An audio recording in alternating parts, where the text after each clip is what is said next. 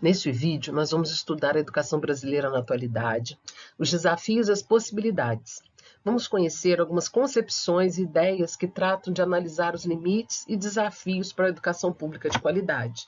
E também vamos conhecer os modelos educacionais vigentes nas escolas públicas e privadas. E, por fim, a partir de teóricos da atualidade, a gente vai conhecer algumas possibilidades de organização da escola e da educação no século XXI.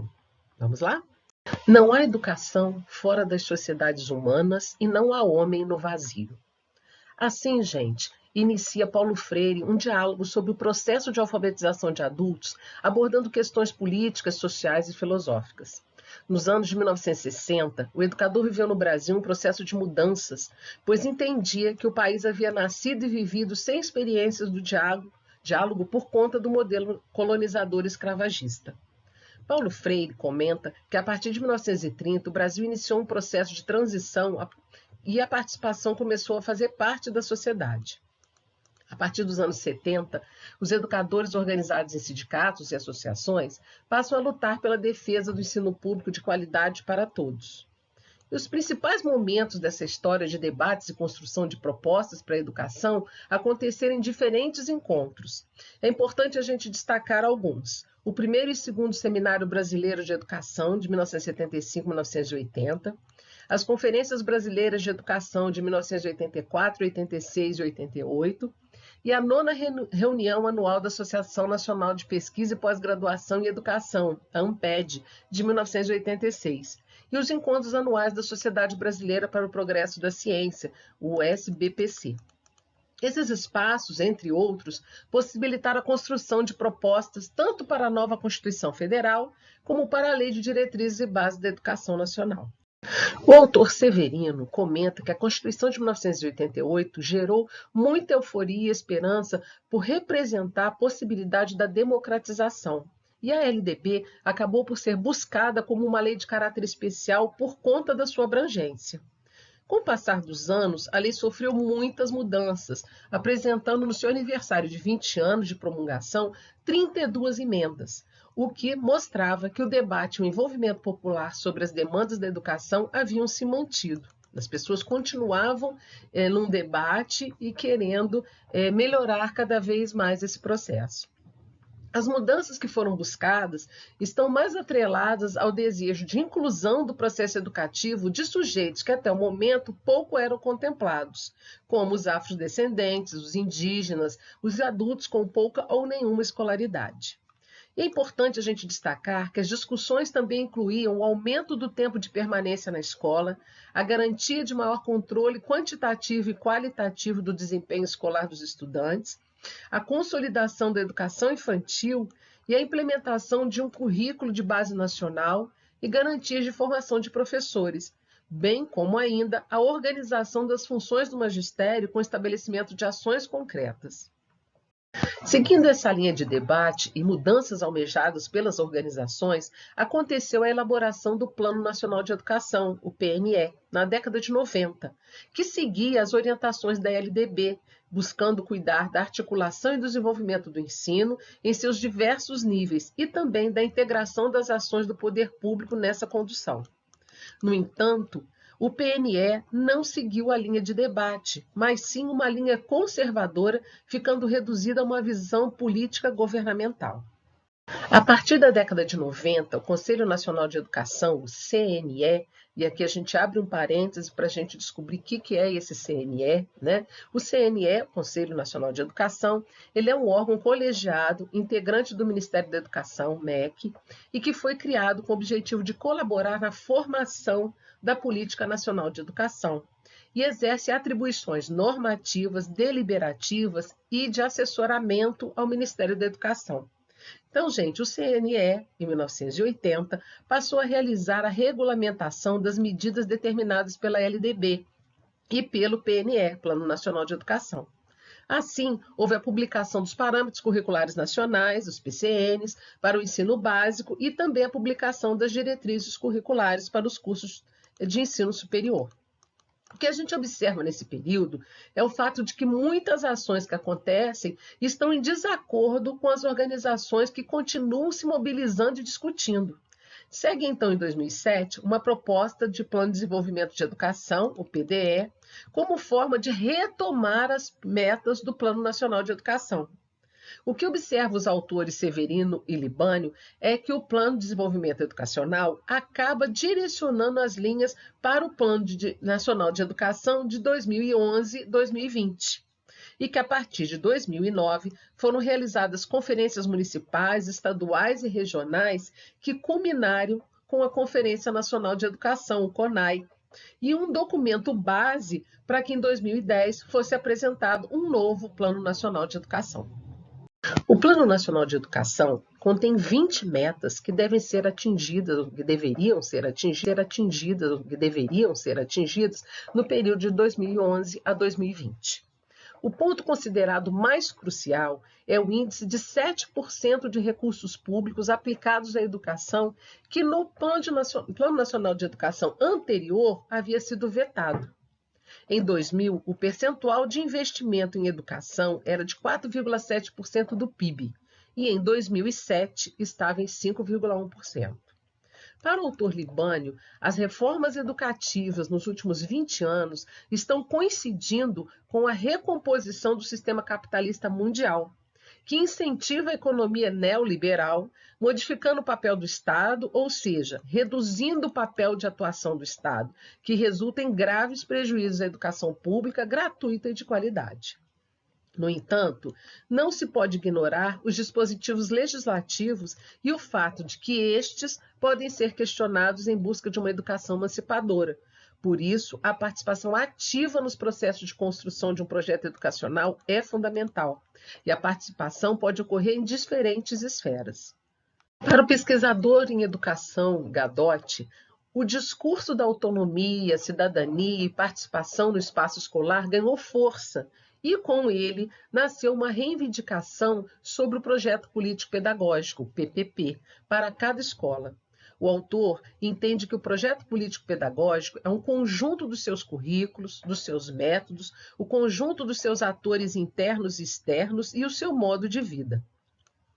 Como o PPP não é de responsabilidade apenas da direção, ao contrário, a direção é escolhida a partir do reconhecimento da competência e da liderança em desenvolver um projeto coletivo, a escola escolhe primeiro o projeto e depois uma liderança. Ao se eleger um diretor de escola, o que se está elegendo é um projeto para a escola. A autonomia e a gestão democrática da escola fazem parte da própria natureza do ato pedagógico, sendo uma exigência do próprio projeto político-pedagógico. Para Gadotti, a educação hoje exige mudança de mentalidade, e isso significa que a escola é uma conquista da comunidade e não um aparelho burocrático do Estado. Há pelo menos duas razões que justificam a implantação de um processo de gestão democrática. Primeiro, a escola deve formar parte da cidadania, pois para Gadotti representa um passo importante no aprendizado da democracia. E segundo, para melhorar o ensino. Tanto a autonomia como a participação são pressupostos do PPP, do Projeto Político Pedagógico. A gestão democrática tem um papel importante na circulação de informação, divisão de trabalho, estabelecimento do calendário escolar, distribuição das aulas, processo de elaboração de novos cursos ou novas disciplinas. A gestão democrática é, portanto, atitude e método. Todo projeto deve levar em consideração o presente e realizar propostas para o futuro. Projetar significa tentar quebrar um estado confortável para arriscar-se, significando atravessar um período de instabilidade e buscar uma nova estabilidade. Até 1960, o sistema educacional brasileiro era centralizado, seguindo determinações da União, ou seja, quem estabelecia e organizava o ensino era o MEC, na esfera federal, e esse modelo era seguido por todos os estados e municípios. Com a aprovação da primeira Lei de Diretrizes e Bases da Educação, a LDB de 1961, os órgãos estaduais e municipais ganharam mais autonomia, diminuindo a centralização do MEC. Com a aprovação da LDB, a gente pode observar a configuração do modelo educacional brasileiro com especificações importantes para a organização dos estados e municípios, que são eles. O ensino religioso foi considerado facultativo nas escolas públicas.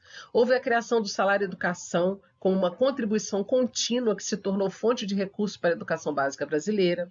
Houve a reforma universitária com autonomia didático-científica, disciplinar e administrativa, financeira em relação às universidades. A obrigatoriedade do ensino dos 7 aos 14 anos. Aconteceu também um currículo comum para o primeiro e segundo graus e uma parte diversificada em razão das diferenças regionais. Em uma nova reforma que aconteceu em 1996, na nova LDB, novas mudanças modificaram o modelo brasileiro, sendo que uma das mais importantes a inclusão da educação infantil, creches e pré-escolas na educação básica.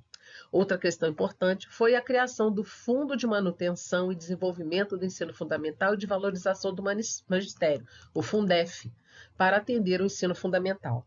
A partir dessa organização legal, o modelo educacional brasileiro passa a se organizar. Segundo Saviani, as transformações mais decisivas nos campos econômicos, político, social, cultural e educacional parecem ocorrer no início do século XX, que na esfera educativa vai se construindo aos poucos.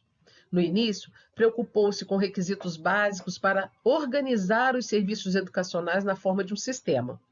Nesse modo, organizaram-se as questões administrativas e pedagógicas como um todo, o que implicou a criação de órgãos centrais e intermediários. Na sequência, pensou-se em construção de prédios, formação de professores, com critério para admissão e exigência de formação. Passou-se, então, a preocupação com a organização curricular, com definição de diretrizes pedagógicas. A educação básica brasileira é composta do ensino infantil, fundamental e médio. O artigo 21 da Lei 9394/96 afirma que a educação escolar, não a educação básica, envolve também o nível superior. Podem ser citadas outras modalidades de ensino, como a educação de jovens e adultos, a educação profissional ou técnica, a educação especial e a educação à distância. As categorias administrativas para as instituições de ensino são as públicas, criadas e mantidas e administradas pelo poder público, e as privadas, mantidas e administradas por pessoas físicas ou jurídicas de direito privado, estando a cargo da União, dos Estados, do Distrito Federal e dos municípios. Então, é de responsabilidade da União elaborar o Plano Nacional de Educação, organizar, manter e desenvolver os órgãos e as instituições oficiais do Sistema Federal de Ensino e dos territórios, prestar assistência técnica e financeira aos estados, ao Distrito Federal e aos municípios, estabelecer competências e diretrizes para a educação básica, cuidar das informações sobre o andamento da educação nacional e disseminá-las, baixar normas sobre cursos de graduação e pós-graduação e avaliar e credenciar as instituições de ensino superior. E é responsabilidade dos estados zelar pelas instituições estaduais de nível fundamental e médio, dos órgãos públicos ou privados, isto é, organizar, manter e desenvolver esses órgãos e instituições oficiais em regime de colaboração com os municípios. Na proposta, é preciso dividir proporcionalmente as responsabilidades da educação fundamental, elaborar e executar políticas e planos educacionais, autorizar, reconhecer, credenciar, supervisionar e avaliar os cursos das instituições de educação superior dos estados e assumir o transporte escolar dos alunos da rede estadual. E, por fim, qual a responsabilidade dos estados nesse processo? Os municípios dividem com o Estado as responsabilidades de zelar pelo ensino fundamental, mas são os principais responsáveis pelas instituições de ensino infantil. Os municípios devem organizar, manter e desenvolver os órgãos e instituições oficiais dos seus sistemas de ensino, exercer ação redistributiva em relação às suas escolas, autorizar, credenciar e supervisionar os estabelecimentos do sistema de ensino, oferecer educação infantil em creches e pré-escolas e assumir a responsabilidade de prover o transporte para os alunos da rede municipal. Em alguns das redes municipais, existem escolas de ensino médio mantidas pelo poder público municipal. Pode optar por ser integrar ou o sistema estadual de ensino ou compor com ele um sistema único de educação básica. O que vemos na sociedade atual é uma convergência de mídias, especificamente da televisão, do rádio, dos jornais, com as tecnologias. Essa união criou uma relação de suas estruturas e funções e as tornou compatíveis com novas soluções para as também novas necessidades detectadas pelas pessoas que buscam novas experiências. O celular também se encontra junto desses recursos que permitem, além da comunicação imediata, publicar e participar diretamente na sociedade. Por todas essas facilidades, a tecnologia na educação se tornou um tema bastante comentado. No entanto, a escola não conseguiu ainda acompanhar tantas mudanças tecnológicas e as práticas de ensino ainda são desenvolvidas numa perspectiva que atende uma relação muito passiva dentro da sala de aula. A prática pedagógica necessita estar dentro da sociedade do conhecimento. O que a gente pode observar hoje é o professor, que é parte do processo de comunicação da sociedade e responsável pela formação intelectual e moral dos jovens, sem compreender essa nova realidade. Considerando as possibilidades pedagógicas que as tecnologias permitem, a gente pode destacar a participação que está enfocada numa perspectiva que representa uma mudança de contexto didático, no qual o trabalho de produção do conhecimento deixa de ser uma atividade individualizada ou sistematizada na relação professor-estudante e passa a ser uma atividade colaborativa com produção de conhecimento. O modo como a estrutura da escola foi organizada e se mantém, mesmo com as mudanças tecnológicas, tende a manter o conteúdo como conhecimento estabelecido em uma única direção, do professor para o estudante. E existem vários fatores que levam a uma reflexão que justifica essa estrutura. Alguns autores destacam a falta de participação, ou seja, nas reuniões de planejamento não existe a presença nem da comunidade e nem dos estudantes. Todo o trabalho é uma atividade solitária do professor. Então, a gente pode considerar um outro motivo o acesso ao material do professor, os livros, por exemplo, que sempre chegaram prontos até os docentes. O que se observa na sociedade da informação é a possibilidade de ampliação das redes de comunicação em uma estrutura que deve ser vista como inovadora, porque representa uma mudança de paradigma não apenas tecnológico, mas também no fazer pedagógico. A tecnologia oferece a possibilidade de realizar produções audiovisuais com conteúdos e formatos variados. Os audiovisuais estão em celulares, tablets e todos os tipos de computadores, o que significa o acesso dos estudantes para realizar tarefas com novas linguagens. A possibilidade oferecida aos jovens em produzir novas maneiras de comunicação, de informação e de participação é uma nova forma de relação com o conteúdo pedagógico. Novas formas de comunicação na escola representam novas possibilidades pedagógicas aos professores, que podem desenvolver atividades mais criativas e propostas de trabalho pedagogicamente inovadoras, como as metodologias ativas que estão em processo de implementação por alguns professores. Bom, a gente hoje fica por aqui. Não se esqueça de acessar a trilha de aprendizagem dessa unidade. Ela é muito importante para a consolidação da sua aprendizagem. E até a próxima.